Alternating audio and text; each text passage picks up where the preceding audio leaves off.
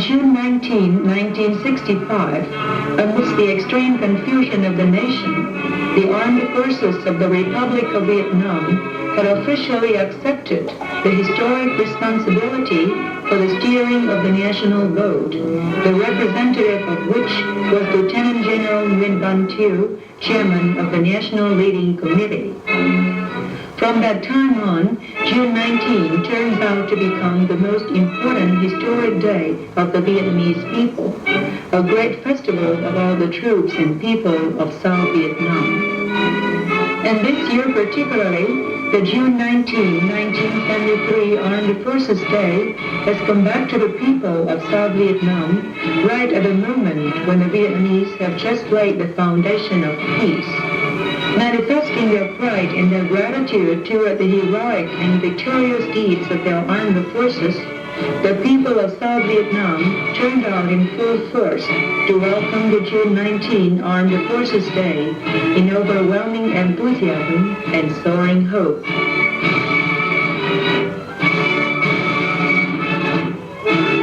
To testify to their gratitude and admiration toward the combatants who are undergoing all kinds of hardships day and night to defend the nation, Early in the morning of June 18, opening the program welcoming the Armed Forces Day, the civic organizations in the capital have cooperated with the Saigon Prefecture to organize a solemn reception in honor of over 200 notorious combatants of all arms.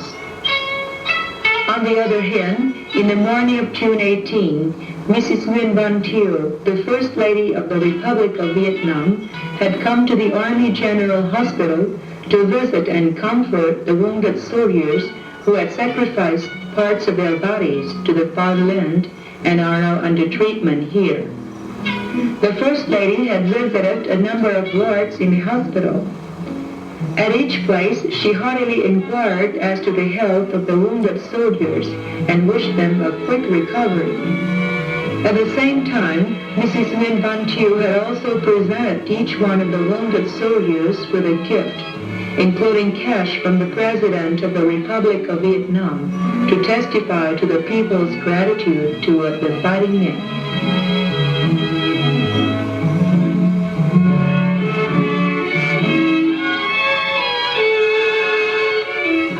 In the framework of the Armed Forces Day, a solemn and moving commemoration of the unknown soldier had been organized in the night of June 18 at the Bien Hoa Army Cemetery under the chairmanship of Prime Minister Tran Tin Kim, concurrently Minister of National Defense. Present at the commemoration were the bicameral Congress Chairman of the National Defense Committee, the high-ranking officers, the commanding officers representing all the armed forces of the Army, the representatives of the civic organizations. The Premier had kindled the sacred flame at the Unknown Soldier Monument and laid the wreath at the commemoration site.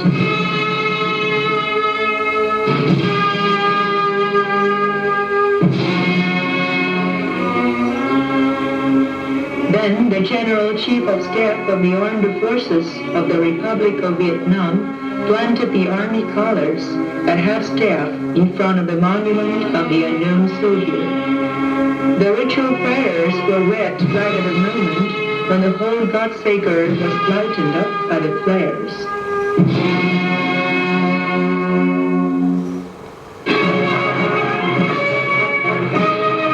The June 19, 1973 Armed Forces Day was highlighted by the greatest troop review and parade ever organized in the most solemn way on Tran Hung Dao Street under the chairmanship of President Nguyen Van Thieu, the Supreme Commander-in-Chief of the Armed Forces of the Republic of Vietnam.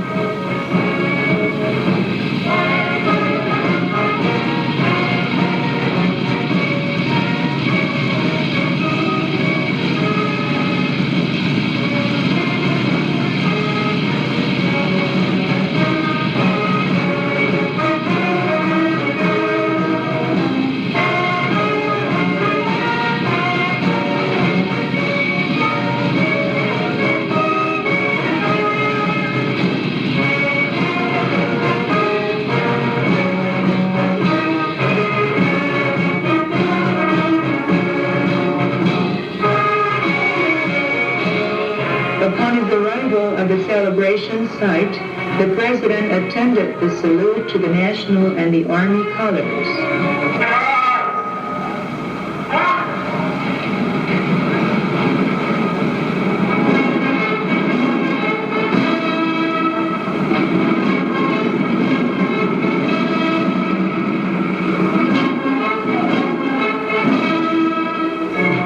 Then he boarded a car and reviewed the troops.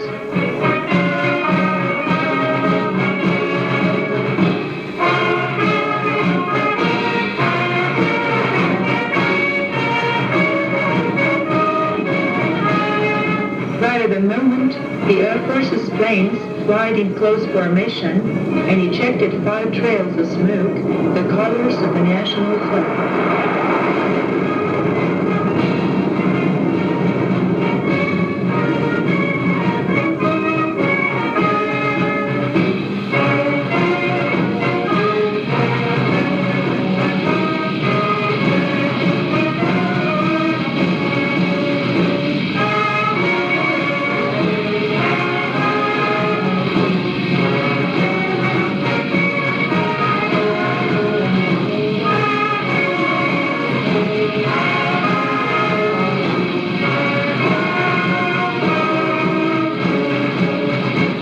The President reviewed in turn all the arms and the mechanized units of the armed forces of the Republic of Vietnam, coming from all areas of the country over to the capital to attend the Armed Forces Day.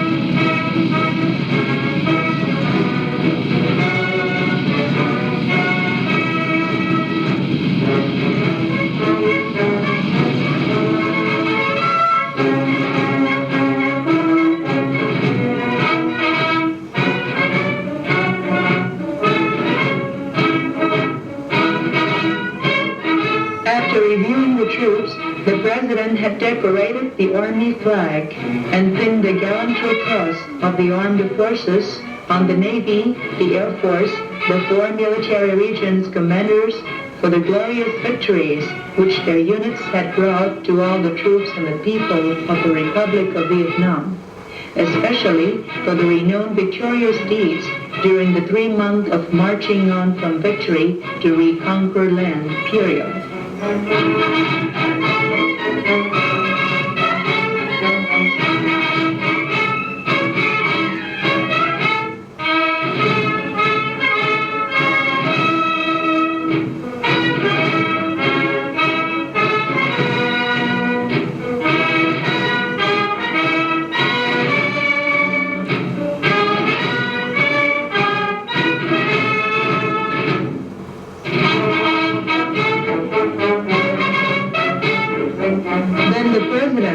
The Prime Minister and the General Chief of Staff of the Armed Forces of the Republic of Vietnam had in turn pinned the 5th National Orders along with the gallantry crosses, the willow leaves, the military medals, and the gallantry crosses along with the willow leaves on the meritorious soldiers from all arms for their outstanding heroic deeds among hundreds of thousands of troops of the armed forces of the Republic of Vietnam, who are converging today to the capital to attend the Armed Forces Day, attracting the admiration of millions of their fellow citizens.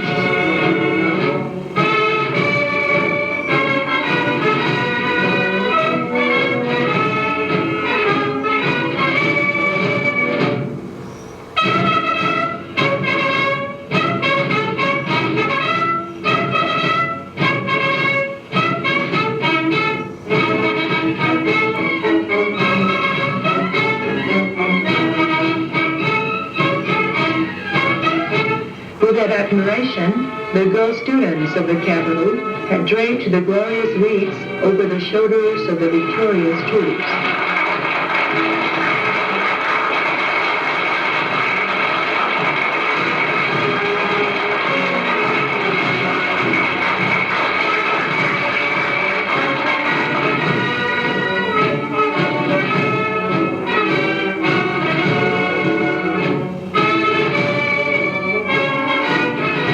His his order of the day directed to troops of all ranks, the President said, Chiến hữu các cấp.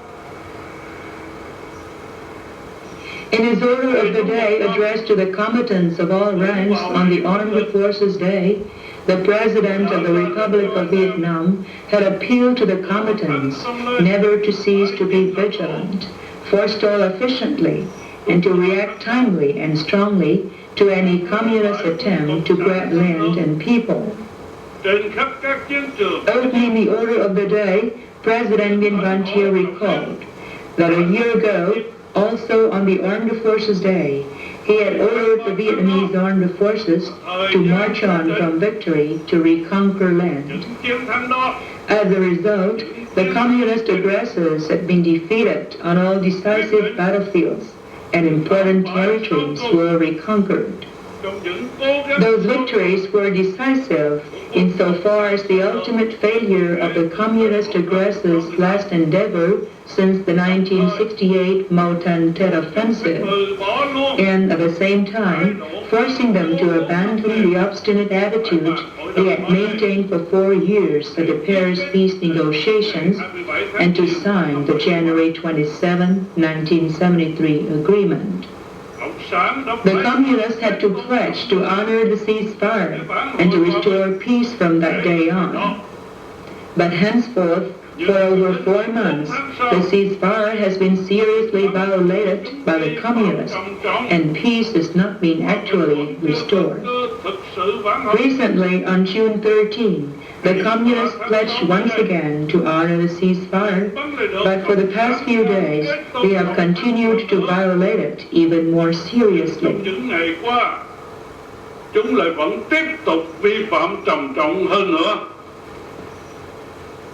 Như vậy, the President pointed out that the above fact has amply illustrated that the communists do not advocate restoration of peace by peaceful means, based on the spirit of national reconciliation and concord, and by having free and democratic elections to implement the right to self-determination of the people of South Vietnam.